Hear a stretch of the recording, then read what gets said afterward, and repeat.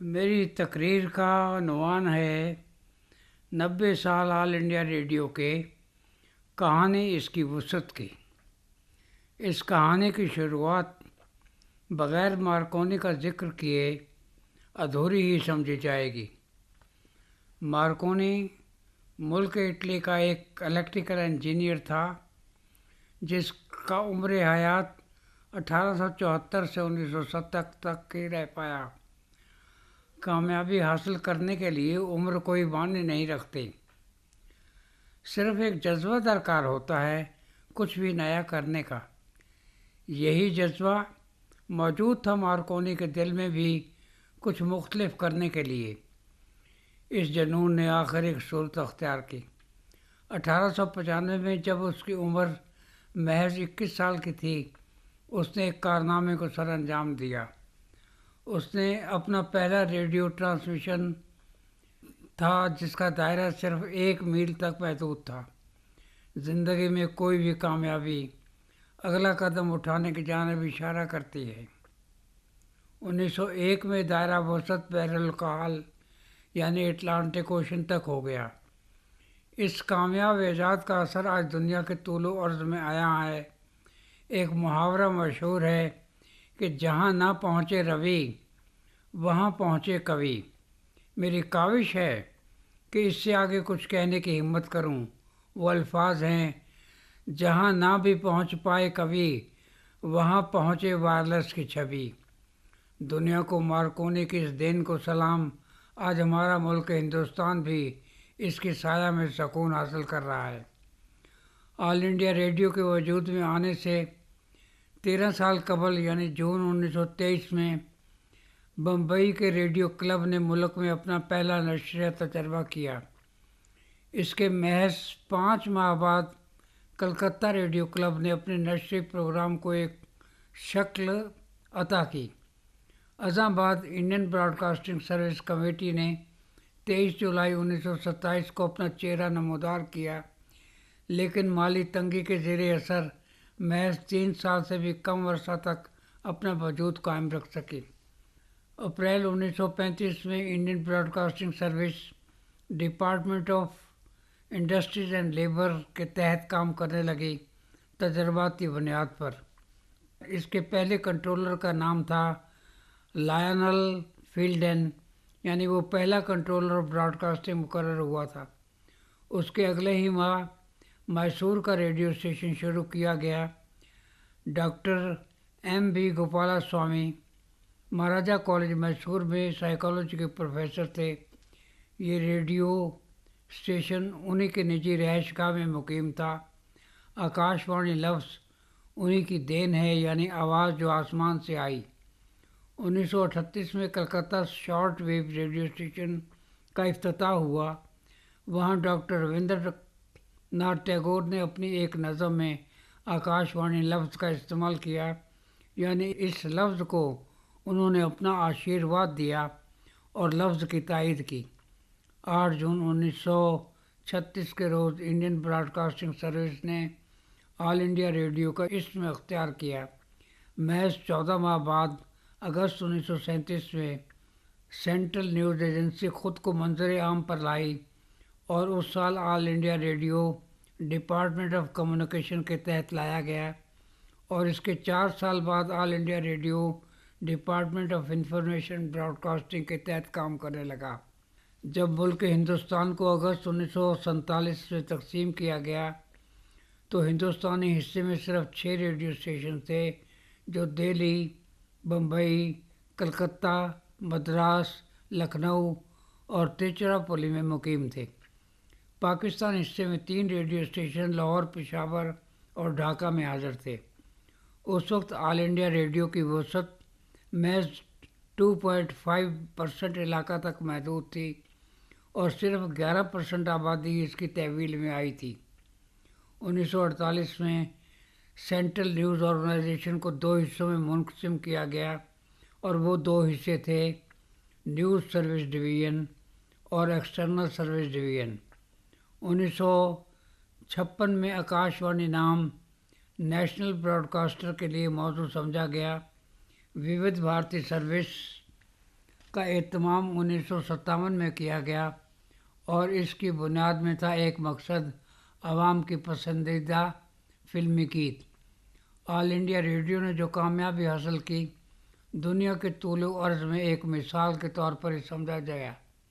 آج یہ پھیلاؤ 591 ریڈیو اسٹیشن تک اپنا جلوہ بکھیر رہا ہے اور ملک ہندوستان کا 92% حصہ اس کے جادوئی اثر کی لپیٹ میں ہے۔ ریڈیو اسٹیشن کی تعداد ضرورت کے مطابق لوگوں تک رسائی کی نسبت سے گھٹتی بڑھتی رہتی ہے۔ لداخ میں 13,300 فٹ کی اونچائی پر دنیا کا سب سے اونچا ریڈیو اسٹیشن ہے، جس کا نام ہے ہوم ٹکلا آکاش وانی۔ آج یہ دیو کد براڈ کاسٹنگ سروس 23 زبانوں اور 146 علاقائی لوگوں کی بول چال کی بنیاد سے مختلف سماجک آرتھک پہلوؤں کے علاوہ لوگوں کی تہذیب و تمدن کو بھی اپنے زیر اثر لیے ہوئے ہے۔ ایکسٹرنل سروس ڈویژن 11 ہندوستانی اور 16 ودیشی زبانوں میں اپنا پروگرام نشر کرتی ہے، جو تقریباً 100 ممالک کے لوگوں کو اپنی نشریہ خوبیوں سے مالا مال کرتی ہے۔ یہ نشریات ملک کے ہندوستان سے باہر رہنے والے لوگوں کو ملک کی ترقی سے باخبر رکھتی ہے اور ان کی تفریح کا بھی ایک موزوں ذریعہ بنتی ہے۔ آل انڈیا ریڈیو کی نیوز سروس ڈویژن ہر روز تعدادی 647 نشری خبرنامے لوگوں تک پہنچاتی ہے، جس کام کو سر انجام دینے میں تقریباً 56 گھنٹوں کا وقت درکار ہوتا ہے۔ اس پروگرام کو نشر کرنے کے لیے 90 زبانوں اور مختلف علاقائی زبانوں کا سہارا لیا جاتا ہے۔ یہ نشری خبرنامہ ملک کے عوام، علاقائی اور دیگر سروسز کو اپنی تحویل میں لیے ہوتا ہے۔ 314 نیوز ہیڈ لائنز ایک گھنٹہ کے وقفہ کے ساتھ 41 علاقائی آل انڈیا ریڈیو اسٹیشن سے FM یعنی فریکوینسی ماڈولیشن کی وساطت سے نشر کیے جاتے ہیں۔ 44 علاقائی نیوز یونٹس روزانہ 469 نیوز بلیٹنز 75 زبانوں میں لوگوں تک پہنچاتی ہے۔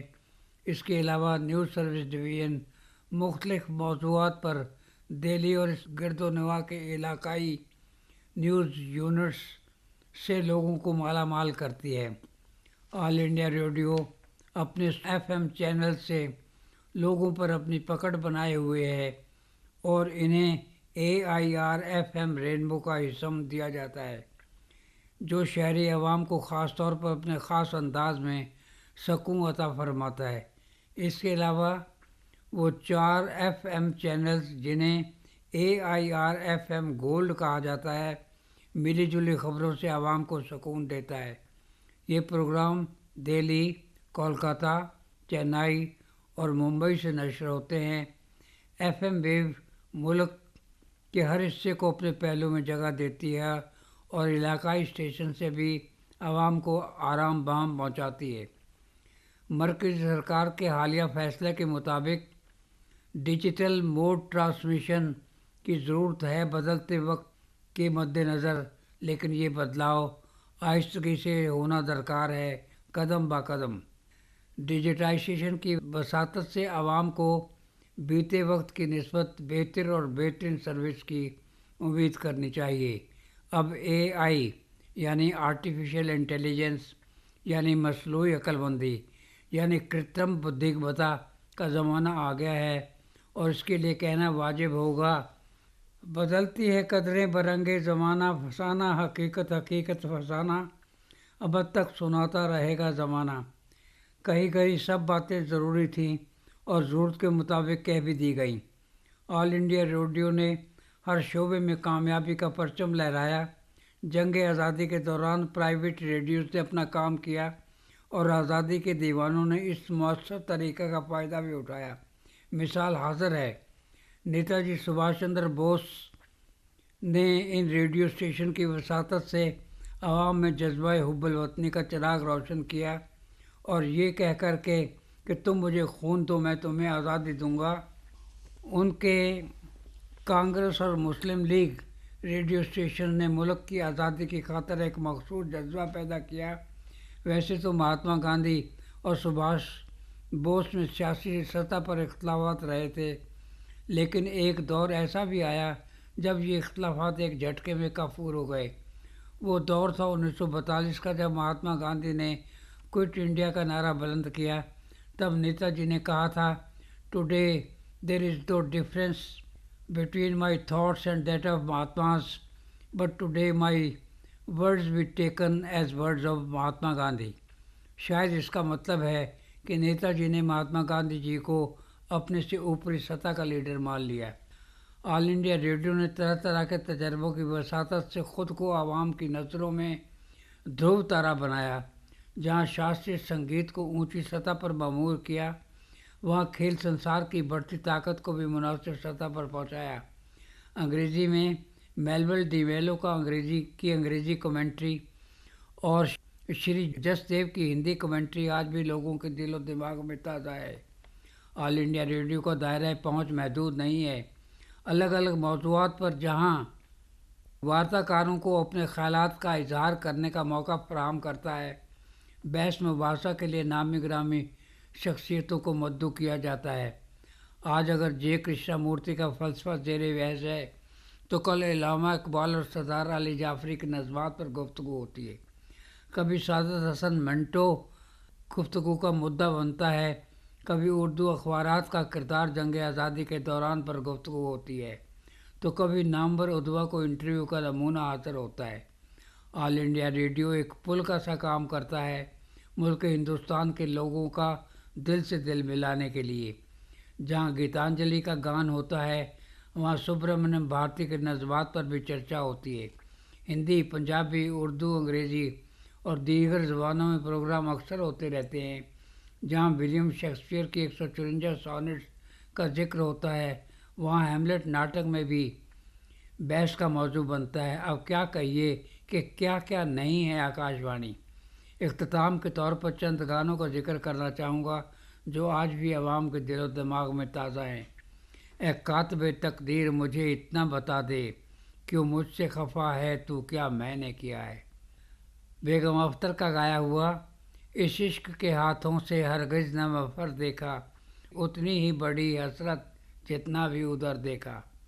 تانسن فلم کا ایک گانا، برسو رے کالے بادل وا پیا پہ برسو، جیسے موری اکھیاں برسیں، برسو رے کالے بادل وا پیا پر برسو۔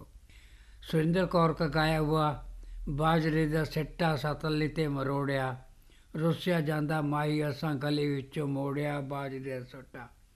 وطن کی راہ میں وطن کے نوجواں شہیدوں، پکارتے ہیں یہ زمین و آسماں شہیدوں، وطن کی راہ میں۔